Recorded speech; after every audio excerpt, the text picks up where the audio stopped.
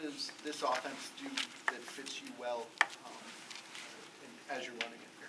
Yeah, obviously we've been putting a lot in this past, month and a half, 2 months, but you kind of see how the tight end's involved, in the run scheme, and off of that, with play action, movements, and all those type of things, can be really advantageous for tight ends. So, you see guys around the league in similar offenses, whether it was, Tunyon a couple years back with Green Bay, or you look at obviously what George has done in San Francisco, and even look at some things with like Minnesota and things like that, how they've used tight ends in the past 5 years or so. Like you see those things, and you can see how tight ends, can get really involved in this offense. Cole, what's been important? Does that leave you eagerness-wise, knowing that there might be a window of opportunity that's opening for you in year 3? Yeah, I mean, for me, it's just day to day. Taking it day to day and doing my best to show the coaches that what I'm capable of doing, and being able to do multiple things. Not just being a passer, not just being a run blocker, but being able to show them that I can be involved in everything. Because if you can do both run and pass really well, you're going to get some nice open passes in the field.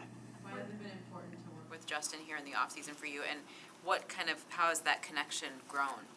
Yeah, I think for me, it's not so much timing and getting a feel for each other on the field, but more just relationship. I think that's important. Having a good relationship with guys, me and Mooney and Justin obviously met up this offseason, and that's just good bonding and good feel for each other. And I think that goes to the field, so I think that's important. Where have you seen the most growth from Fields over the past year? Man, he's confident. He's confident coming in. So it's been fun to be out there with him, and confident in the huddle, in his calls, things like that. So taking initiative with everybody, and it's been a lot of fun to be a part of.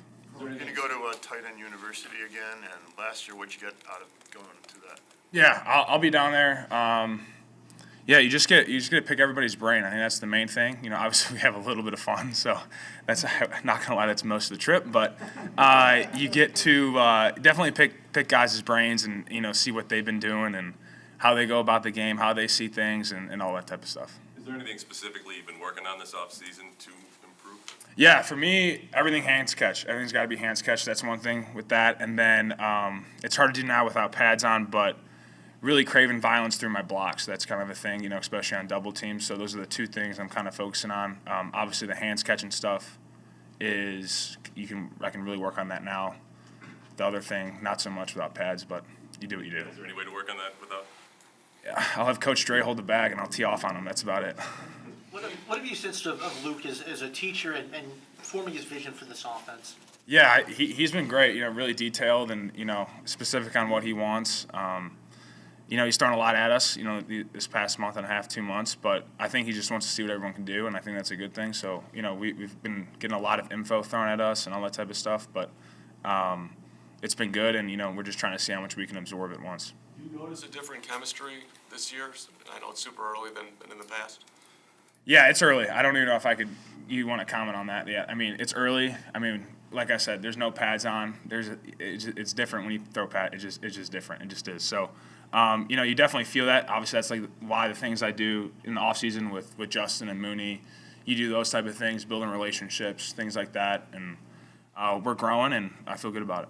Cole, how did you go about assessing last season? Obviously, it wasn't what the team wanted, and there's a lot of changes going. But how did you assess yourself individually? Yeah, so I think when you look back on it, you see that. I mean, really, for my first 2 years here, I've had a lot of not just quarterbacks, but quarterback changes. So it's tough. I mean, it's tough on a player. You're trying to get feel for guys, and different kind of scheme changes depending on who the quarterback is. So for me, just always doing what I'm asked, and at the end of the day, that's all you can control. So I'm just going to keep doing that and keep working at it. That said, do you feel like it's almost like you're starting over again this year? Yeah, for sure. Yeah, you're starting over again, but I'm optimistic. I'm totally bought into what's going on here.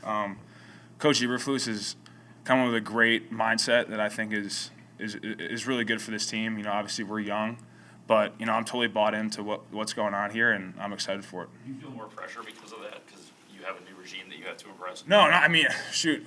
My uncle played 17 years, and I asked him. This was when I was young. I remember it was my dad asked him, how did you play for that long? And he's like, you feel like you're getting cut every day, and that's a tough feeling. But that's how you got to come here every day.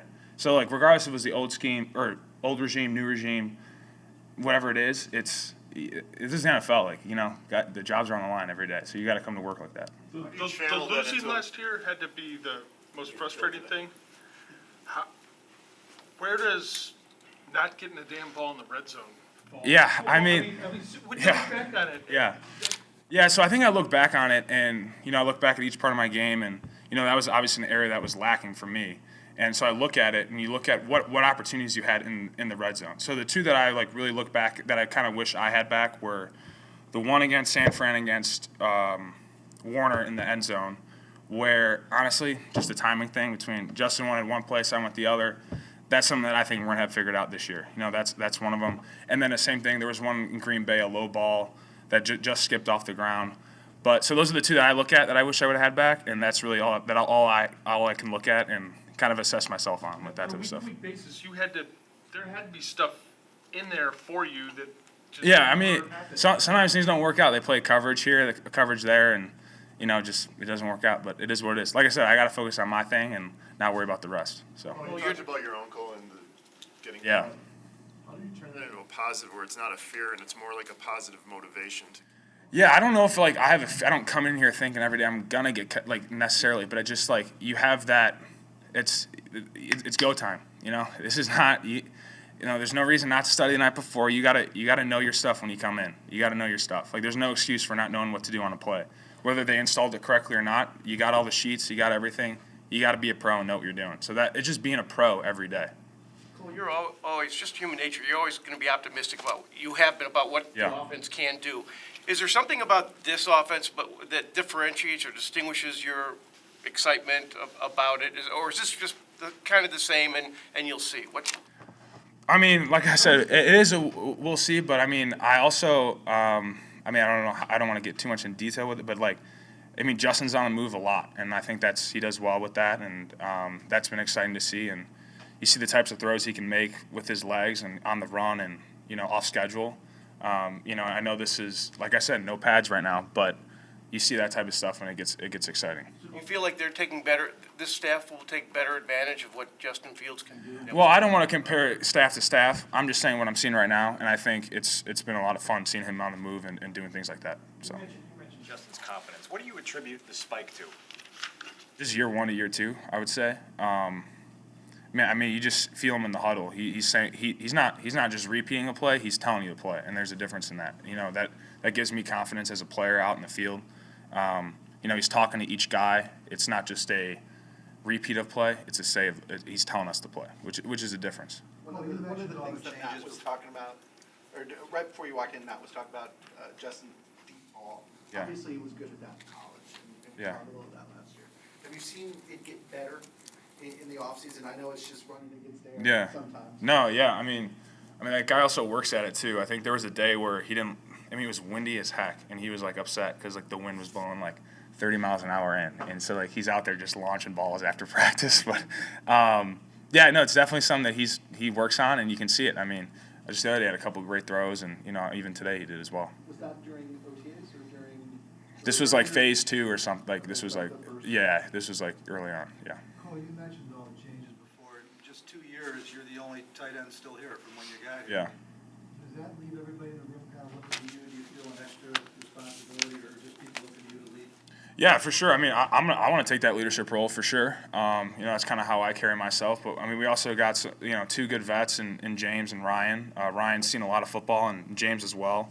So I'm obviously going to lean on those guys as well in terms of scheme stuff and how they go about things and what they've seen over the course of their careers. Cole, you talk about just doing what's asked of you and controlling what you can control. How do you then go about determining what's a successful season for you? Yeah, I think it's just I don't like to put numbers on things because I think it just gets there's only so much, like I said, you can control. But for me, it's just every day meeting the standard here. Coaches set a standard, meet the standard, and I think things will take care of itself. You mentioned that Matt Eberflus's program, the system he's installing, has you excited and energized. Is there anything specifically about Coach Eberflus that has you excited? Yeah, well, he's a straight shooter, which is awesome. You know exactly what he wants. There's no gray area, and I think as a player, that's all you can ask for. Whether you like finishing 30 yards downfield or not, he's clear and concise on what he wants, and it's hard to argue with that.